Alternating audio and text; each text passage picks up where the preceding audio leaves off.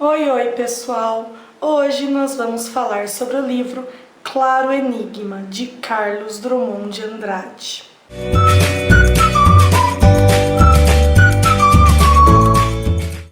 O Claro Enigma, que é um livro de poesias, está na lista de obras de leitura obrigatória da FUVEST. Vou deixar para vocês o link do vídeo sobre essa lista aqui nos cards e na descrição. Drummond é um dos maiores poetas em língua portuguesa do século XX, se não for o maior. E ele ficou famoso em 1928, quando escreveu aquele poema super famoso, No meio do caminho tinha uma pedra no meio do caminho. Drummond chocou todo mundo. Chocou porque havia muita repetição no poema.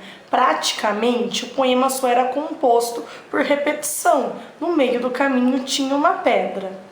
Esse poema, No meio do caminho tinha uma pedra, foi publicado no livro Alguma Poesia, de 1930, no qual também está o poema de Sete Faces, em que Drummond se autodeclara um gauche na vida, alguém torto, alguém esquerdo. Nesse livro Alguma Poesia, então, a gente tem, pessoal, identificação com o primeiro tempo modernista. É importante falar um pouquinho de algumas outras obras do Drummond, porque a USP, principalmente, ela gosta de fazer comparações entre o Claro Enigma e os outros livros importantes do Drummond. Já em 1940 foi publicado O Sentimento do Mundo, que ficou há muito tempo na lista da USP e da Unicamp. Esse já se relaciona ao segundo tempo modernista. Assim como A Rosa do Povo, de 1945. Ambos vão mostrar preocupação social e política.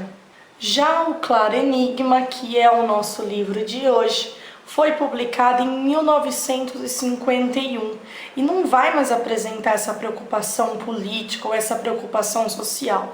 O que a gente vai ter aqui é uma poesia mais reflexiva, uma poesia mais filosófica, com uma linguagem um pouco mais diferenciada também. Vai ser comum a gente encontrar aqui forma fixa, como soneto, versos metrificados. Muitas vezes uma linguagem mais culta, mais elaborada, ou seja, que isso daqui tem a ver com No Meio do Caminho tinha uma pedra. Então, quando o Claro Enigma é publicado, assim, ele causa um choque nos críticos, porque não parecia Drummond, é um Drummond completamente diferente. Então, aquele poeta que ficou conhecido até como poeta da pedra, que trazia um monte de repetições, linguagem informal, iconoclasta, ou seja, não respeitava as tradições, agora apresenta algo que segue forma fixa, que segue as tradições. É claro que todo mundo ia achar estranho. Qual é o contexto de publicação do Claro Enigma em 1951? Até que é um contexto bom. Acabou a ditadura Vargas, o nazismo não venceu a guerra, então, nossa, é um contexto muito melhor que o contexto de publicação de Sentimento do Mundo e da Rosa do Povo. Entrando mesmo no Claro Enigma, ele é dividido em 6 partes. A primeira se chama Entre Lobo e Cão. Já no título dessa parte nós temos intertextualidade, porque Entre Lobo e Cão faz referência a um verso de Sá de Miranda. Nessa primeira parte, o Drummond olha para a vida, a gente vai ter experiências existenciais. O primeiro poema é o Dissolução. Vamos começar a conhecer como é a escrita do Drummond no Claro Enigma. Escurece e não me seduz, tatear-se quer uma lâmpada, pois que aprouve ao dia findar, aceito a noite, e com ela aceito que brote uma ordem e outra de seres, e coisas não figuradas, braços cruzados. Aqui no Dissolução nós vamos ver que o Drummond não tem mais vontade de agir no mundo.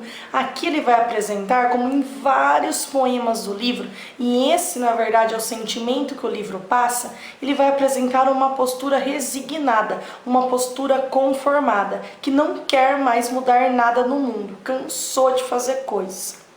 Então, aí já no início, vocês veem que a noite chegou, mas ele não quer a luz, ele aceita a noite. E ele está de braços cruzados. Querem uma imagem melhor para não agir, para mostrar a não ação, que braços cruzados? Vazio de quanto amávamos, mais vasto é o céu. Povoações surgem do vácuo, habito alguma. E nem destaco minha pele da confluente escuridão. Um fim unânime concentra-se e pousa no ar, hesitando. Gente, presta muita atenção ao vocabulário dele. Lá na primeira estrofe a gente viu o aprouve, e agora na quarta estrofe o confluente.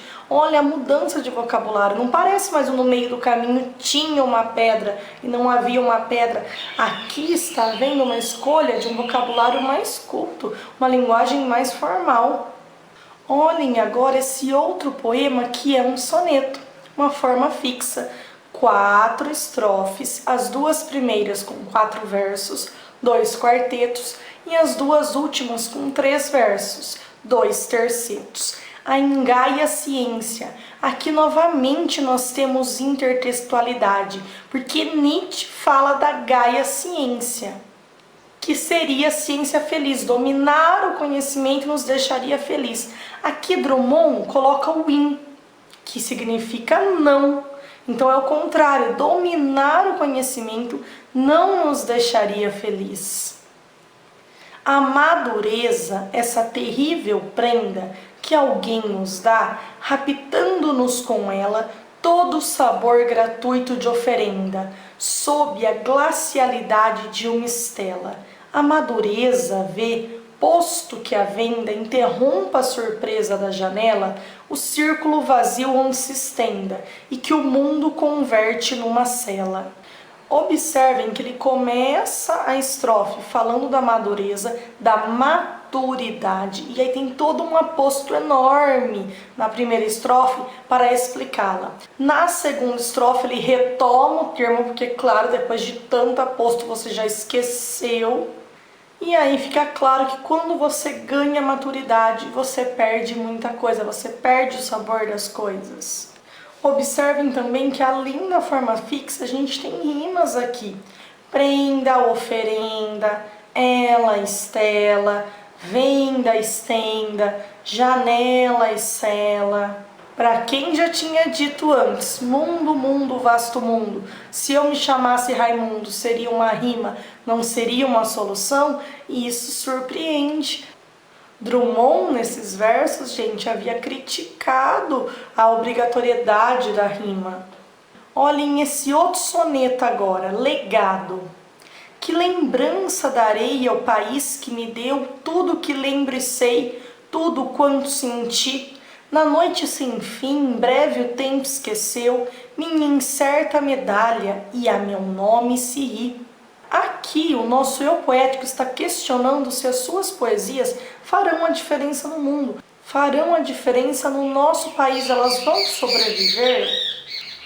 E mereço esperar mais do que os outros eu?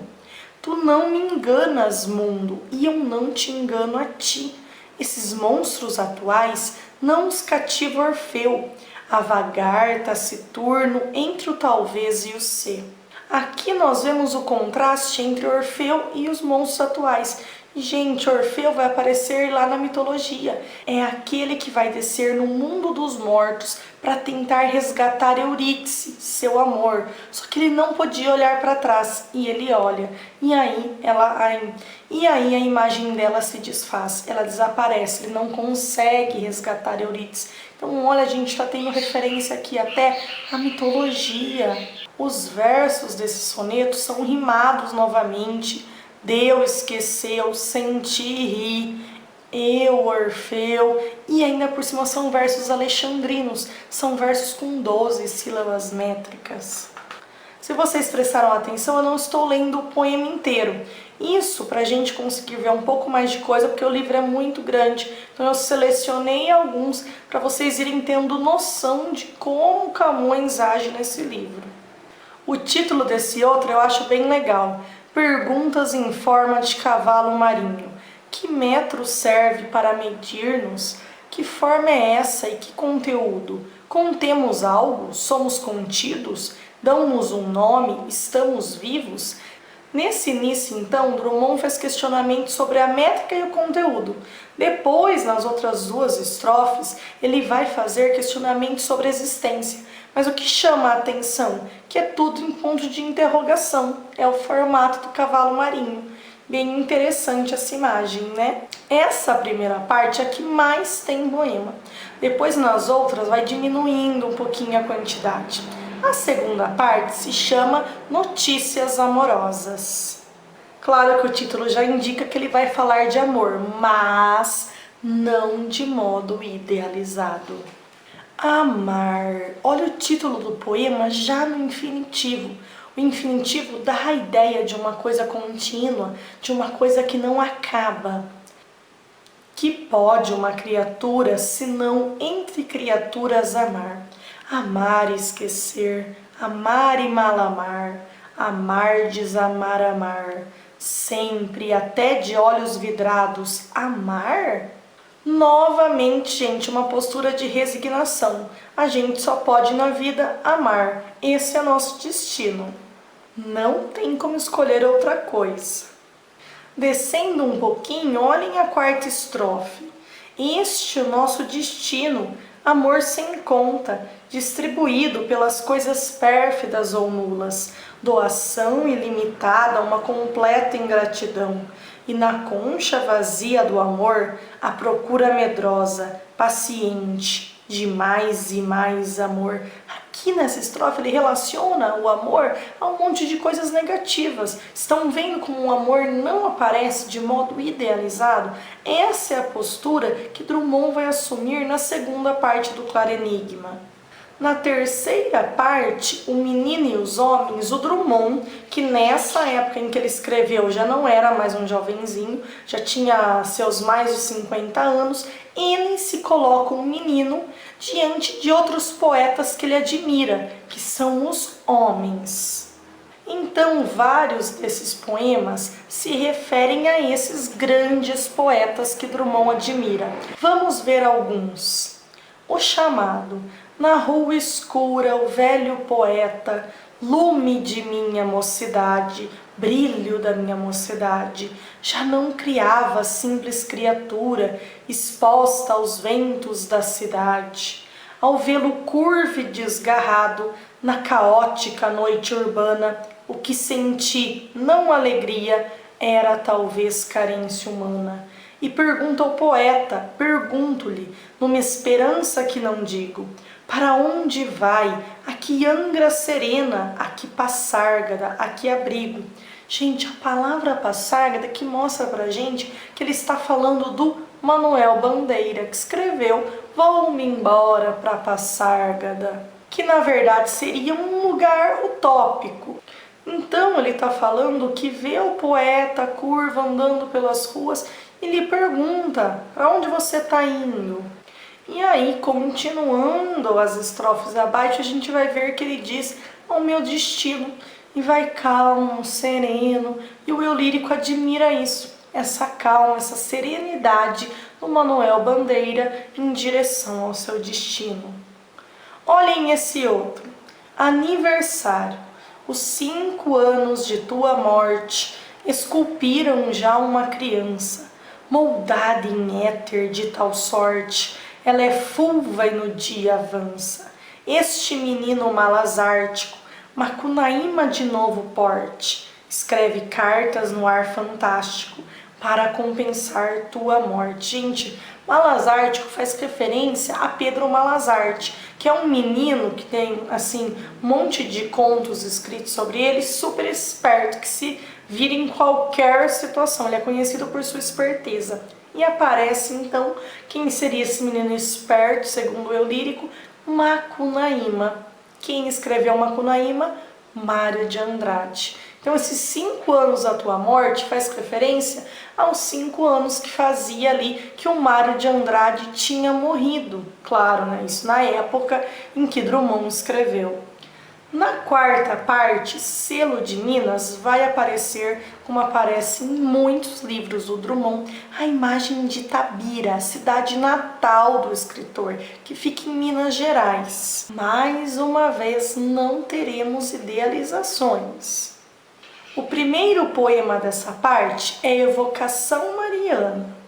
A igreja era grande e pobre, os altares humildes, havia poucas flores, eram flores de horta. Sob a luz fraca, na sombra esculpida, quais as imagens e quais os fiéis ficávamos. Então ele descreve uma igrejinha bem humilde. E como a luz era fraca, quando você olhava as sombras, você não sabia quais sombras eram das imagens, quais sombras eram das pessoas. Do padre cansado, murmúrio de reza, subia as tábuas do forro, batia no púlpito seco, entranhava-se na onda minúscula e forte de incenso, perdia-se. Não se perdia, desatava-se do coro a música deliciosa. Que esperas ouvir a hora da morte, ou depois da morte nas campinas do ar? E dessa música surgiam meninas, a alvura mesma cantando. Do seu peso terrestre a nave libertada, como do tempo atroz, imunes nossas almas, flutuávamos no canto matinal sobre a treva do vale. Então aqui vai sendo mostrado que enquanto se ouve o coro da igreja, a alma vai sendo libertada, vai flutuando. Na quinta parte, nós temos os lábios cerrados. Gente, boca fechada, fala fechada, isso parece um paradoxo, assim como o título, Claro Enigma, se enigma não é claro. Nessa parte, o Drummond vai fazer referência à morte, principalmente na família. Escolhi para a gente ler junto um soneto dessa parte. Encontro. Meu pai, perdi no tempo e ganho em sonho. Se a noite me atribui poder de fuga, sinto logo meu pai e nele ponho o olhar. Lendo-lhe a face, ruga. Está morto, que importa? Inda madruga, e seu rosto nem triste nem risonho, é o rosto antigo, o mesmo, e não enxuga suor algum na calma de meu sonho. Então olha só o que está acontecendo aqui, o pai dele já está morto, mas quando a noite permite, ele sonha com o pai. O rosto é o mesmo, as rugas são a mesma, mas ele já não enxuga mais o suor, provavelmente era algo que ele fazia antes. Aí, olhem só agora a ideia de passagem do tempo.